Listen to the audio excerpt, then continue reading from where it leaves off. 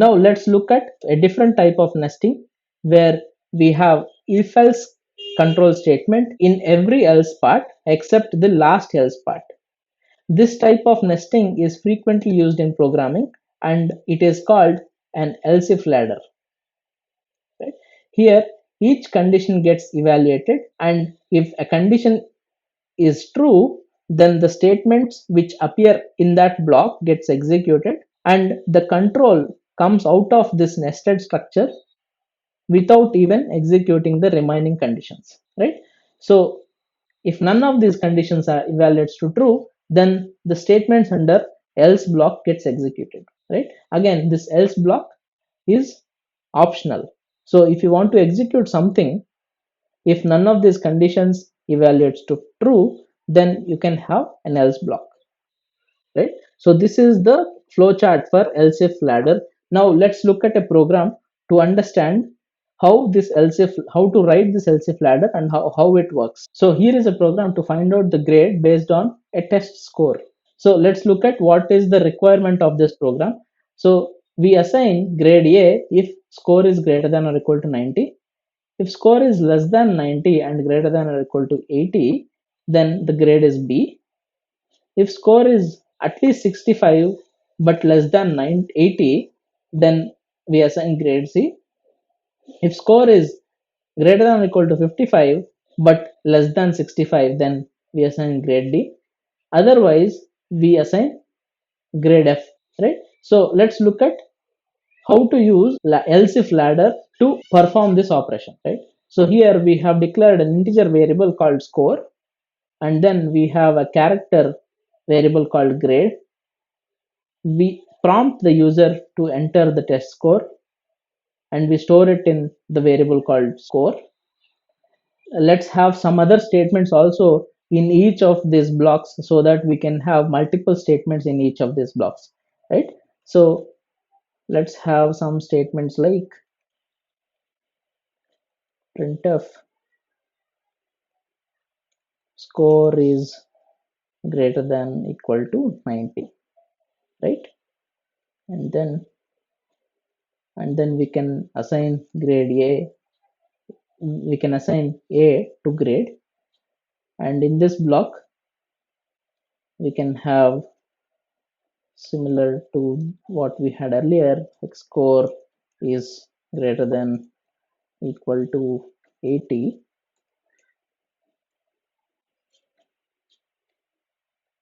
and we close this block. There is a syntax error here, and now so we close this block. Now coming to this condition, we can have something similar here also. Score is greater than equal to 65, right? And we close this here. Similarly, we can have here also printf score is greater than equal to 55.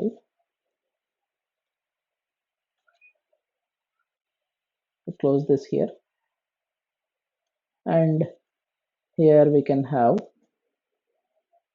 score is less than 55, right?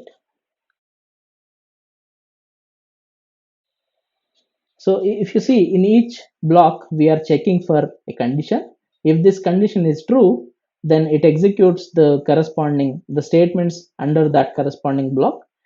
If the condition is false, then it just skips that block and then goes to the next condition, right?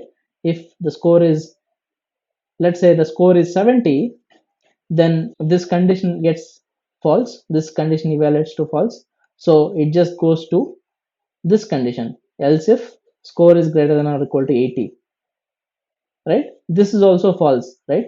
So it just skips these statements and then it goes to line 26, where we see that score which is 70 is greater than or equal to 65. So it just executes these two statements.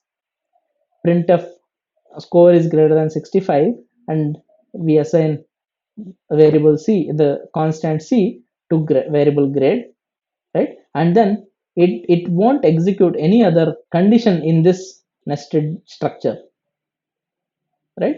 It just directly comes out of this nested structure and then it prints this value. It executes this statement where we are printing the score and the grade, right? So let's try to execute this and see what is the output. So let's compile this,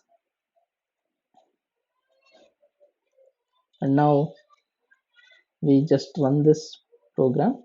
Let's give the score as 70. It should evaluate the condition where score is greater than or equal to 65, and then it should come out of that nested structure and it should print score and grade, right? So yes, it has checked the first two conditions where we are checking whether score is greater than 90 and score is above 80, right? Both those conditions are failed. That means both those conditions evaluates to false. So now it has evaluated the condition where we are checking whether the score is above 65 or not, right? So this condition gets evaluated to true.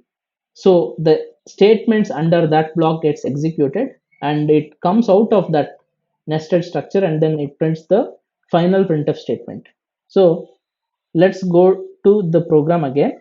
So here you should observe that the if block where we are checking whether the score is above 90 or not, this if condition is evaluated, which gets evaluated to false.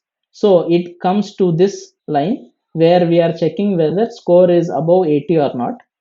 Here also the condition is false. So it comes to this condition where we are checking whether score is above 65 or not, right? Since this condition is true, it executes these two statements and it skips all the other conditions. It won't evaluate this condition. It won't evaluate this else block also, right? It directly comes to this statement and executes whatever we have after this nested structure, right?